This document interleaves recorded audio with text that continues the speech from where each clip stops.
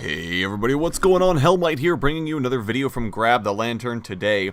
It's Tuesday, and the patch notes for patch 7.14 have just been posted, and that means it's time for another patch note rundown. As always, I'll be going through the biggest changes to the game in the upcoming patch, and giving you guys a bit of a heads up on what to look forward to in the next couple of weeks. Now, patch 7.14 is actually a little bit more substantial than the patches we've gotten recently, and I think it's because Riot are gearing up to have 7.15 as the world's patch, so they have to get all their big balance changes out of the way, and we have a lot of fairly substantial champion reworks in this patch, so I do want to kind of talk about those a little bit, mostly in today's patch note rundown. Let's go ahead and start getting into things. First up, Kayn will be shadow stepping his way into League of Legends in patch 7.14, will probably be released some point on Friday, I would guess. So go ahead and stay tuned for that. He looks like he's going to be a lot of fun. If you think Shadow Assassin Kayn is cooler than Darken Kayn, you can get out of my face, because Darken Kayn is way cooler and is definitely superior.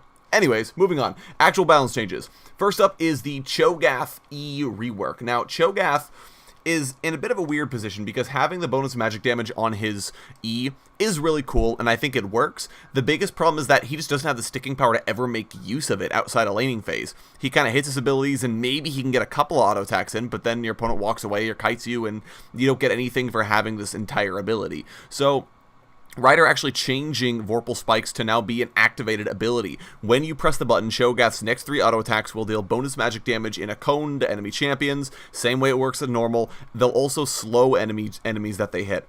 And this is only the next 3 auto attacks. Activating the button resets its attack timer, so it gives Cho'Gath windowed moments to use his E as opposed to just kind of sitting on it. Because he has another activated ability in his kit and his Q's mana cost is already very high, Cho'Gath's Q's mana cost is coming down to compensate. And additionally, Cho'Gath's W silence duration is up at earlier ranks, so Cho'Gath should be feeling a little bit better across the board. Really excited to see how the E changes affect him, especially in team fights. Next up is Diana. She's in a really weird spot right now. She has a lot of conflicting identities, and Riot really can't do anything with her until she gets a full-on rework. That being said, they can do some things for her to buff her, because right now she's just not in a playable state.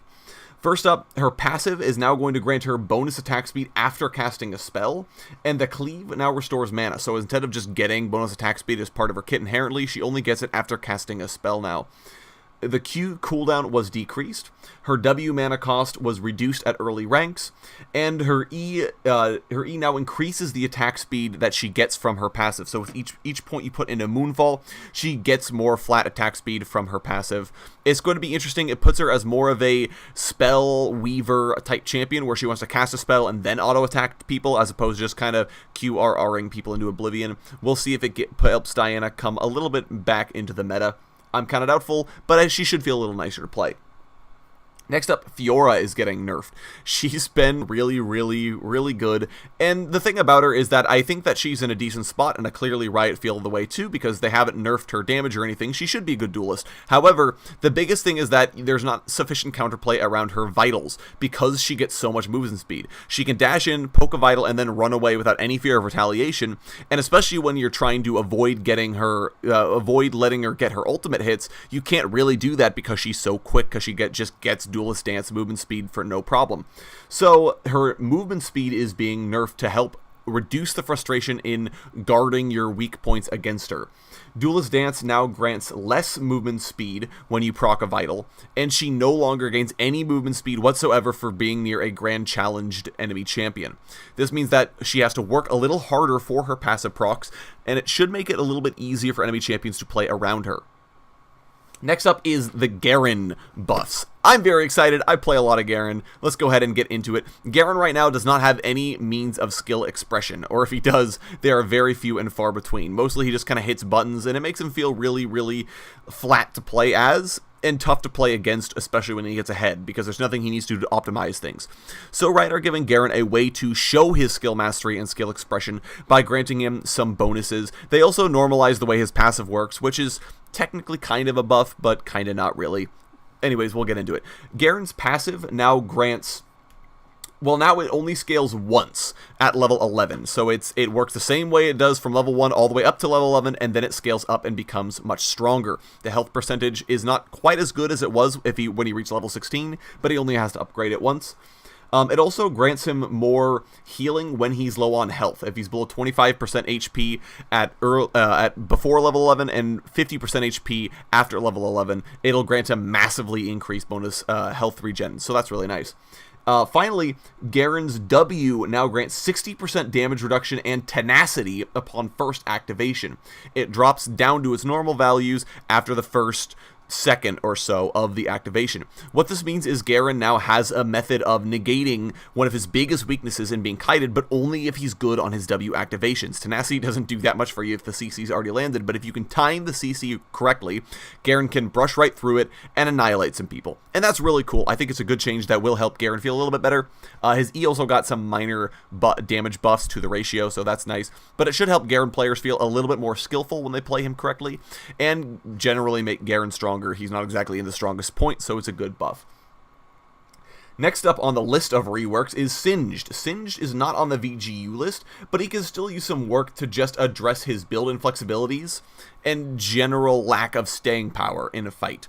Right now, Singed can pretty much only build certain items in every game. He can't ever change his build depending on what he needs, and this rework is mostly an attempt to change that and help him catch up to people and stay on people, because most of his damage is his Q. He can't afford to hit them once like a Vi and do all of his damage. He needs to stay around. Anyways, let's go ahead and get into it. First, Singed now has a new passive. Replacing Empowered Bulwark is Noxious Slipstream. Singed gains bonus movement speed when passing near a champion, and this stacks up to a couple of times, and has a 10-second cooldown per champion he passes by. What this means is Singed can draft off nearby champions to throw himself at the enemy team, and also, while he's running past them, gain a bunch of bonus movement speed to stay on somebody. His Q base damage is down, but the ratio is up. His W's duration and slow percentage were all reduced pretty substantially, but the ability now grounds enemies standing on the Mega Adhesive, which is a huge buff for Singed. I can't state that enough. If he can time it properly, he can really annihilate some people. His E mana cost is down, and his R mana cost is down, and the stats it grants are up at later ranks. If you're playing Singed, you should feel a little bit better about things going forward. It'll take some getting used to his new passive and the way his W works now, but overall I think it's good changes that'll help Singed and make him feel more modern. Finally, for champions, we have the Tarek changes. Right now, it's mostly focused on his Q, because it's a really lackluster ability. It doesn't heal for that much, even if you wait for all of the charges. And it just doesn't... It feels like a trap if you max it first, because the mana cost goes through the roof. So Riot have made it a little bit less frustrating to use, and a little bit better of a healing tool. It now stores up to 5 charges, has a lower mana cost across the board, and increased health restore. And now, Tarek's passive empowered attacks will instantly grant a charge of Q and reduce Q's cooldown by a second. This means that Tarek should feel much better about his heals. He can stack up more of them, should be able to get some really big heals if he's got a 5-stack heal, but he can also still spam the ability if he just wants smaller, consistent heals to proc Bravado with. Next up, he also had a bit of a buff to his E. His E's damage is up, the CD scales the level, and the stun duration was normalized at 1.25 seconds flat across the board. So Tarek will now feel a little bit better about maxing Q over E first. And I think as well the E helps him really win trades in which he lands the E. So it makes Tarek feel better about trying to pick fights as opposed to just kind of sitting back and being a defensive bot. Next up, we're going to talk a little bit about items. Thornmail is getting some pretty substantial buffs here. Currently, the biggest issue with it is, sure, it reflects damage, but if a marksman has a Bloodthirster built, they don't really care because they're healing it all back up anyways. And now this item really punishes people who attack you. First, it has a new build path. It builds out of the new Bramble Vest item, plus Ruby Crystal, plus Warden's Mail. It has a higher cost across the board, grants less armor, but does give health, and it now applies grievous wounds to attackers, and has the Cold Steel passive. Thornmail is now a much better item against auto-attacking champions, and is almost a you can't auto-attack me to death item. It should feel really good for tanks across the board, especially Rammus. Speaking of Bramble Vest, that is a new item introduced. It builds out of 2 cloth armors, and gold obviously, and it grants a mini version of the Thornmail passive, so it does grant grievous wounds, and it does reflect damage dealt. So if you're finding yourself against a tough AD champion in the top lane, such as Quinn or Kennen, you can build a Bramble Vest and not have to worry about them as much. I think this is a really cool change. I'm excited to see how it plays out. Ancient Coin's quest reward was changed. The whole favor elixir was not that great. One extra skill point didn't end up mattering, especially not for the kinds of champions that were building Ancient Coin in the first place. So now the passive, the upgrade has changed into giving all of your allies 8% movement speed while moving towards you. This actually makes it really good for the kinds of champions who are building it, namely Rakan and Janna, and actually gives it a passive that feels worth it. Finally, lethality items felt like they all had a reasonable amount of touch-up in this patch. They didn't necessarily go through rework, but they were all looked at in some form or another. Mostly, a lot of them lost out-of-combat movement speed, as serrated Dirk no longer grants that, but I'm getting ahead of myself. First of all, lethality now scales with your own level and not the level of your target, so you know exactly how much armor it's going to negate at all stages of the game, and it also means that if you snowball ahead, lethality becomes much stronger. Next up, serrated Dirk has lost its out-of-combat movement speed passive and now has a headhunter passive on it. So when you kill a minion, your next damaging spell will deal bonus damage to all enemies it hits. This means that premeditated trades as an assassin in lane are much stronger than just kind of being able to roam around and do things. Duskblade of Drakthar has had some substantial changes. Right now, it just kind of is not a good item to first build as opposed to Youmuu's. If you're an assassin in the mid lane, you pretty much build Youmuu's, and there's no reason to ever build Duskblade, and Riot are making it a more attractive choice. Its build cost and build path have been normalized with that of Youmuu's Ghostblade. They now cost exactly the same, and they have the same build path. However, Duskblade of Drakthar now has, the Night Stalker passive has been buffed a little bit. It lasts a little bit longer once you've been seen. And it also now roots the enemy champion, or rather slows them for 99% for a quarter second after you hit them. So Duskblade is a much stronger item now and a better first build if you don't necessarily need the out-of-combat movement speed.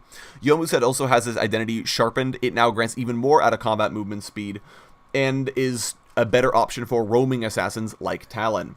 Finally, Edge of Night has been touched up. It now grants health and a little bit more lethality, but less magic resistance to make it a little bit more of a defensive item that doesn't immediately lose to something like Quicksilver Sash or Maul Mortius when you're trying to decide what anti-MR option you want, especially because you don't really feel that good about stacking all that MR, but having a little bit of health, that feels pretty good. Anyways, that's going to be it for me today, guys. Thank you all so very much for watching. Go ahead and let me know what changes you are most excited for down in the comment section below. If you enjoyed the video, go ahead and leave a like. If you really enjoyed the video, consider subscribing. I upload a video every Monday, Friday, and on patch days like today as well. Once again, thank you guys so very much for watching. I do appreciate it, and I will talk to you all later.